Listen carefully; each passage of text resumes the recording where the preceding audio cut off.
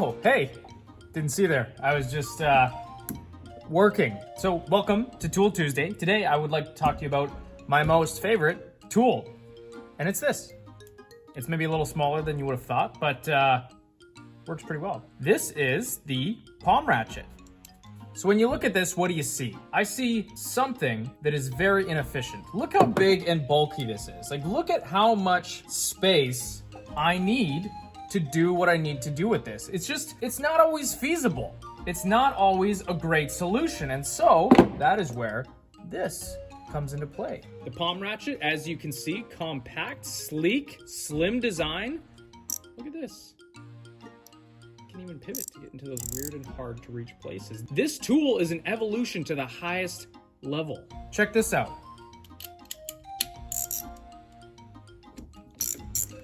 Look how easy this is.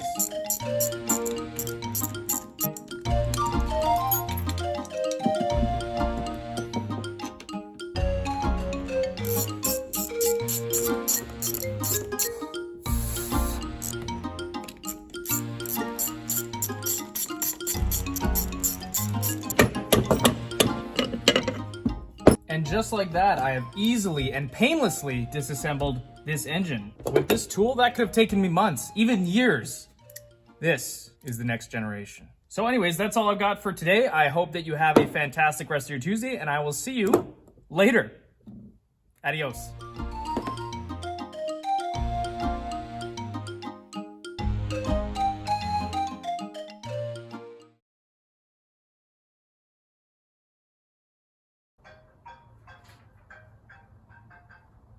Hello? More? What do you mean I need more? This isn't sustainable. I haven't eaten in days. And I can't even sleep. The song just keeps playing over and over in my head. There's no way. I'm not doing it. Nope, I'm not doing it.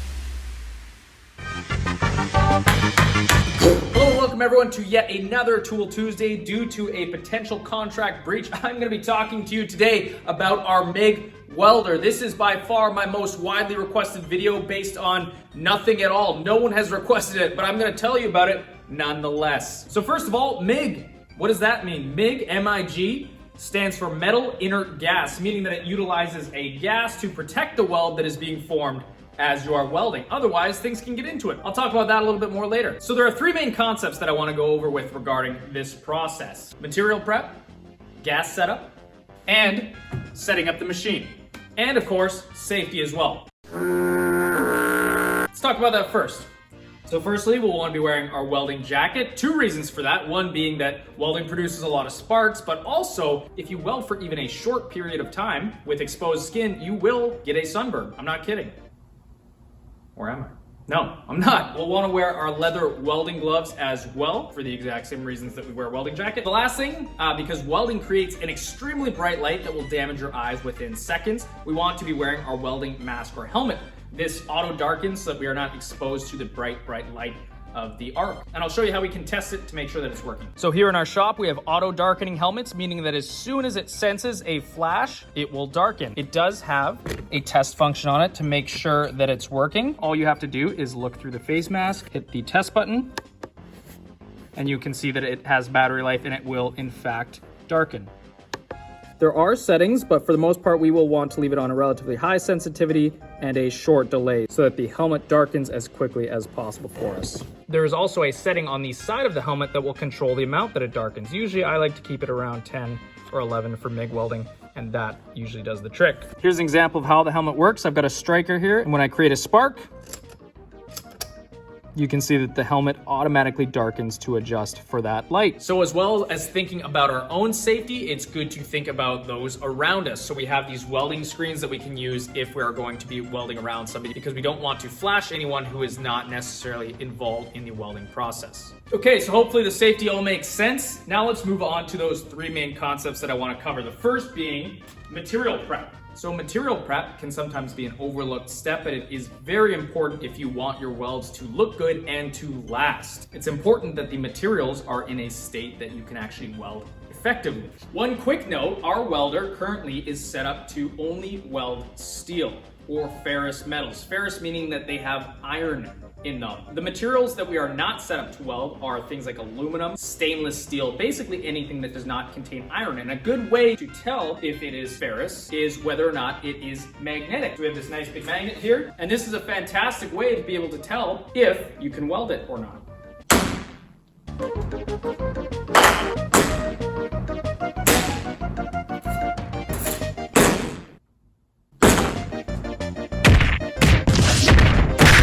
Brackets are actually aluminum, so therefore we cannot weld these with our current setup. But I'll show you what happens if we try. So first things first, I'm gonna prep some of these pieces so that I can weld them well.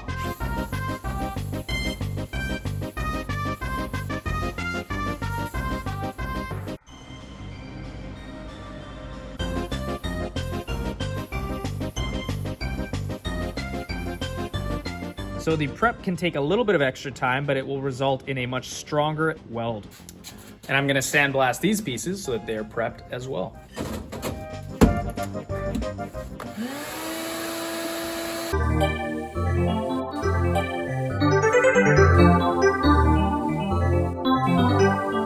So our pieces are relatively well prepped now, meaning that we are basically down to the bare metal.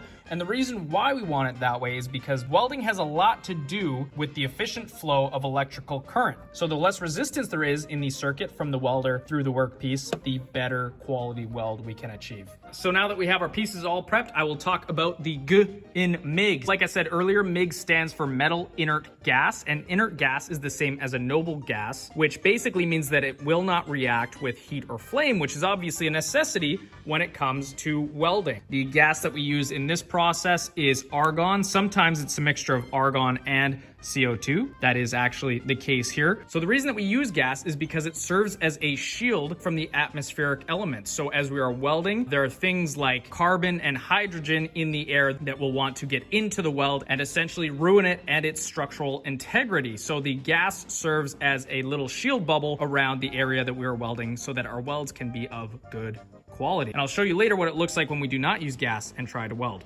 So before you start welding, be sure to turn on the argon gas. And this valve works similarly to that of the oxygen valve on the oxyacetylene torch, meaning that we want to back this one out all the way. And once we've got the gas on, we just want to make sure that the flow of gas is correct. So for a lot of the welding that we do in the auto shop, we want it to be anywhere between 30 and 40 CFH. CFH stands for cubic feet per hour. So it's a little bit different than other measurements of gas like PSI, but basically that means how many cubic feet per hour are being released by the tank. So the way that we can check to make sure that our gas is flowing at the correct rate, all we have to do is turn on the gas like we have, and then turn on the machine and pull the trigger on the torch, and it should read what the cubic feet per hour measurement is. So you can see we're pretty close to 30 there. We could maybe turn it up a little bit. And that looks like it is exactly where we want it. So I've shown you workpiece prep. I've shown you how to turn on the gas. The last thing I want to show you is how to set up the machine. So our goal with this machine is to complete an electrical circuit. The electrode is fed through this hose and the welding torch into our workpiece. And then directly or indirectly on the other side of our workpiece, we want to have a ground cable so that the flow of electricity can travel freely through the torch, through the electrode, through our workpiece, back to ground and back to the machine, thus creating that electrical circuit. So this is our spool of MIG wire. It is fed through the drive roller. You can see it picks up its charge here, and then it is fed through this hose all the way to the torch. And as I pull the trigger, It feeds the electrode through the hose and eventually through the torch. And then this ground cable picks up that electrical charge and comes back in and eventually grounds out here, and the electrical circuit is completed. So a very important thing to do is to ground the workpiece so that that circuit can be completed, but sometimes it's not always feasible to actually apply your ground clamp. And so as long as you ground it to something that will conduct that charge, like a metal table, we can weld even if we're not directly grounded to the workpiece. So the last settings that we have on the machine are the voltage and the wire feed. I'm not gonna get too much into the nitty-gritty details, but basically a higher voltage might be more effective for welding thicker materials because it will result in a hotter weld. Whereas if we were welding thinner sheet metal, a lower voltage output will be less likely to blow through the material. And so depending on what you're welding, you will learn what voltage you will need to set the machine at. The wire feed is kind of the same way. Depending on how quickly you move with the welder and depending on the material you're using, you may need to adjust the wire feed rate to speed it up or slow it down, and you will learn how to determine that as you weld. And once you've figured out kind of how the weld should look and sound, that is when you can determine whether or not you need to increase or decrease your wire feed rate. One thing I should mention as well is keeping the tip of this nozzle clear is very important because this is where the gas comes out to shield the weld. So if this tip is in fact clogged with weld, the gas will not come out and therefore our welds will not end up being very good. So now that we've got our pieces prepped, we've got our gas set up and we've got our machine set up, I'm gonna show you how we can do some simple welds and what to look and listen for while we are welding. So one of the most important things in welding and in life is being comfortable. It's important that you set yourself and your workpiece up in a way that makes it easy to weld nicely. So as an example for this piece that I'm wanting to weld together, if I was to set myself up this way, I would have to bring the torch towards my body and eventually have to move my whole body. Whereas if I angle the piece this way, I can simply slide over and I'm not having to move my weight a whole lot, and it's just overall more comfortable. So think about the way that you're setting up your piece and yourself to make your life and your weld better. So the first thing I'm gonna do is called tack welding, and basically that means putting little welds along a piece just to keep it together until you lay a full weld down to fully join something.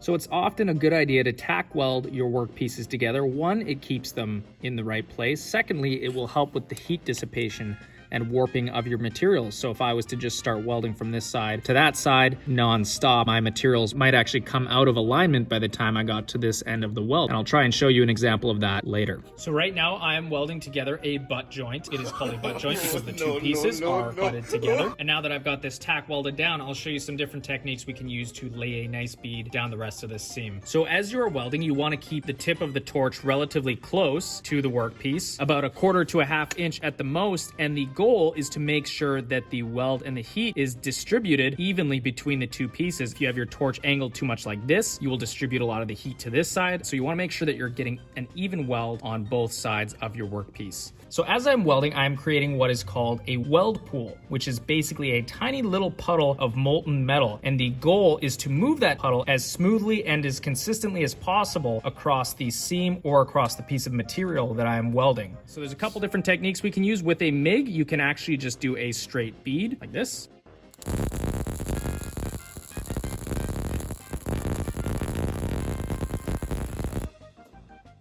And that works relatively well. And you can see based on the coloring that I've managed to distribute the heat pretty evenly on both the workpieces. Another technique we can use is going in semicircles or laying dimes. And this is kind of my personal favorite, where basically you're taking the tip of the torch and you're moving it in small semicircles.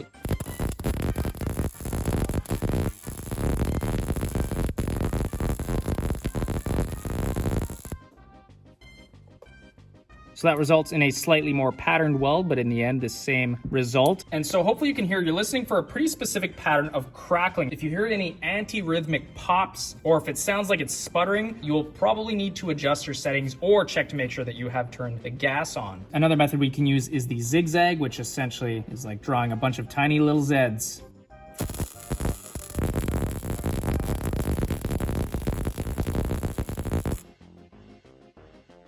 So that one has a pretty similar result. And again, we want to make sure that we're getting that even heat distribution on both sides of the workpiece. This last example I'm going to show you is a weld without the gas.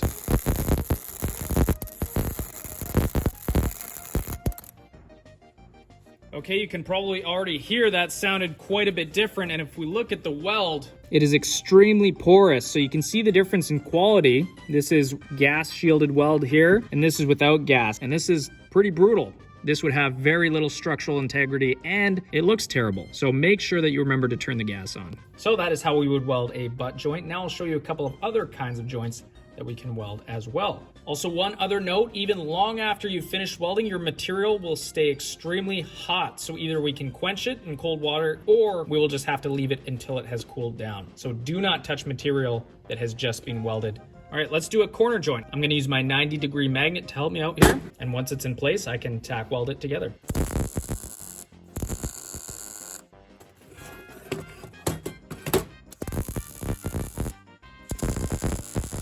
So in this context, it is of utmost importance that I angle my torch correctly. It's very easy to favor one side on a joint like this, so it's important to make sure that you are going in between and distributing that heat and that weld evenly.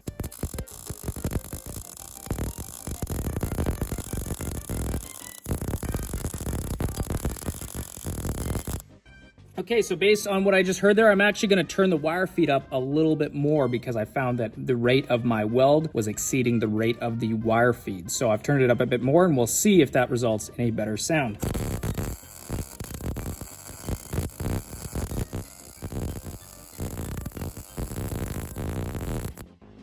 So I completely blocked the camera in that last shot, but you could hopefully hear that that second time round, the weld sounded a bit more consistent, and you can actually see it looks just a little bit more consistent as well. So that's why it's important to find that balance between the voltage and the wire speed to make sure that your weld is optimal. So I'm gonna try and weld this sheet metal together, and I'm gonna also show you what can happen as far as warping our pieces when we do not evenly distribute the heat.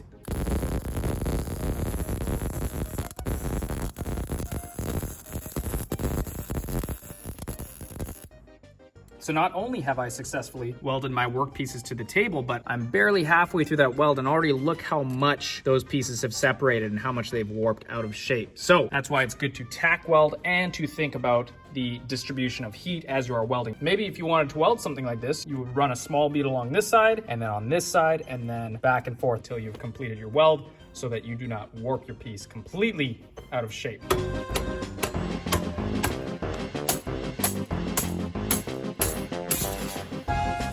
Pretty good weld. Let's see what happens when we try to weld a non-ferrous metal, aluminum.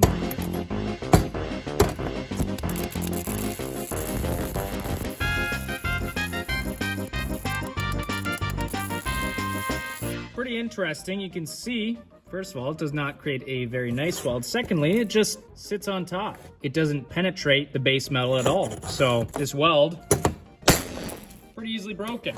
Kind of neat though. Bye-bye. So now I'm gonna weld some potentially not so great beads to show some common issues and how we can hopefully fix them. So as you can see with this weld, it's sitting really high on top of that metal. It's really not penetrating the base metal at all. This is because the voltage is too low. So a solution to this kind of issue would be to turn the voltage up, and then the weld will be hotter and it will penetrate that base metal a little bit better.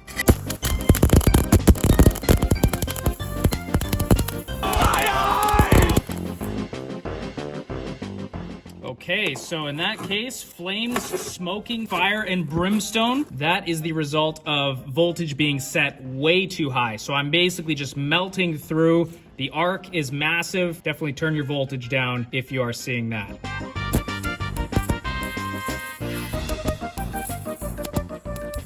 So that weird little weld is a result of the wire feed being turned basically all the way down. So the wire is really not feeding at all. You're getting a few little spots here and there, but you definitely want to turn the wire feed up if you see something like that.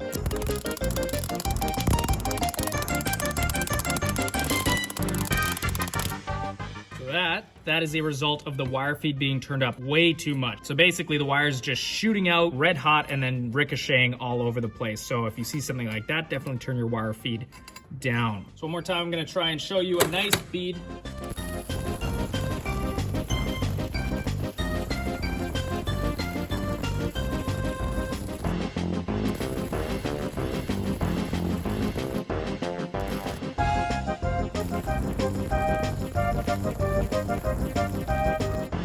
So again, after you weld for quite a while, you will learn what settings are best for you and for the way that you weld. And a lot of it has to do with simply doing it. So like I said earlier, what can happen while you're welding is that some slag can build up in the tip of the torch, and that will make the gas delivery that much less efficient and potentially result in a worse weld. So we definitely want to take the tip of this off every once in a while and make sure to clean it. Take the welding pliers.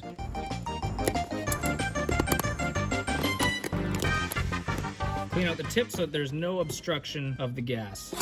Another thing that we can do with these welding pliers is that if we have extended the tip of the electrode out a little bit too far, we can take them, and they're actually designed really well to cut off the electrode at about the right length. So then you're left with exactly what you should need to start welding again. Okay, so once we're finished with our welding for the day, we want to close the gas cylinder off the machine and wrap up the power cable, the ground cable, and the torch hose and cable. And this is definitely not all there is to it.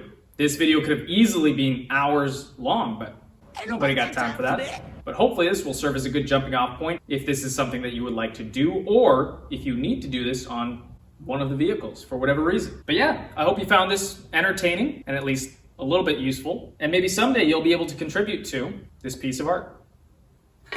Until then, adios.